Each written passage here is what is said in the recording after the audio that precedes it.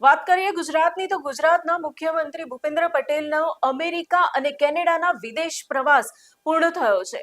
10 દિવસના આ પ્રવાસ બાદ મુખ્યમંત્રી આજે ગુજરાતના પરત ફર્યા છે। આ પ્રવાસનો મુખ્ય હેતુ આગામી વાઇબ્રન્ટ ગુજરાત ગ્લોબલ સમિટ 2027 માટે વૈશ્વિક રોકાણકારો અને ઉદ્યોગ જગત સાથે સંવાદ વધારવાનો હતો। અમેરિકાના પ્રવાસ દરમિયાન મુખ્યમંત્રીએ ઉદ્યોગકારો, ટેકનોલોજી કંપની અને ગુજરાતી ડાયસ્પોરા સાથે મુલાકાત કરી। સેમિકન્ડક્ટર, ફિનટેક, મેન્યુફેક્ચરિંગ અને અદંત ટેકનોલોજી ક્ષેત્રે ગુજરાતમાં રોકાણકારો તક અંગે રજૂઆત કરવામાં આવી। મુખ્યમંત્રીએ વિદેશમાં વસતા ગુજરાતીઓને પણ ગુજરાતના વિકાસમાં ભાગીદાર બનવા અને રાજ્યમાં રોકાણ કરવા અપીલ કરી। ત્યારબાદ કેનેડામાં પણ ઉદ્યોગકારો સાથે રાઉન્ડ ટેબલ બેઠક યોજાઈ અને વાઇબ્રન્ટ ગુજરાત 2027માં ભાગ લેવા માટે આમંત્રણ આપવામાં આવ્યું। હવે વિદેશ પ્રવાસ પણ કરીને મુખ્યમંત્રી ગુજરાત પરત ફર્યા છે।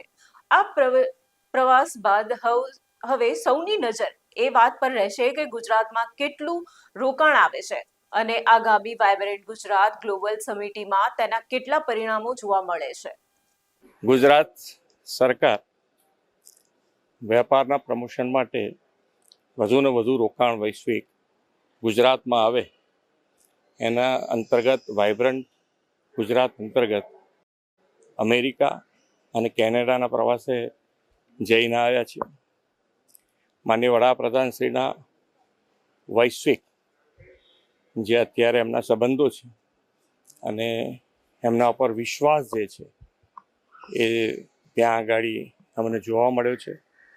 એમના ઉપર સંપૂર્ણ વિશ્વાસના કારણે દરેકે દરેક સેક્ટરમાં મૂડીરોકાણ ભારતમાં વધુ આવે એવું લોકો ઈચ્છી રહ્યા છે અને અમારા જવાથી એ રોકાણ ભારતમાં આવ્યા પછી ગુજરાતમાં આવે એના માટેનો અમારો પ્રયત્ન છે અને ખૂબ સારી મોટી મોટી કંપનીઓ સાથે એ પછી સેમિકન્ડક્ટર ક્ષેત્ર હોય, એઆઈ હોય, ડેટા સેન્ટર હોય કે મેન્યુફેક્ચરિંગ સેક્ટર કે ગિફ્ટ સિટી માટે ફાઇનાન્શિયલ મોટી કંપનીઓ હોય, બધા સાથે ખૂબ સારી મિટિંગો થઈ છે અને એ લોકો ઉત્સુક છે ગુજરાતમાં રોકાણ કરવા માટે। એટલે ગુજરાત માટે ખૂબ સારું મૂડી રોકાણ આવશે। આભાર, થેન્ક યુ।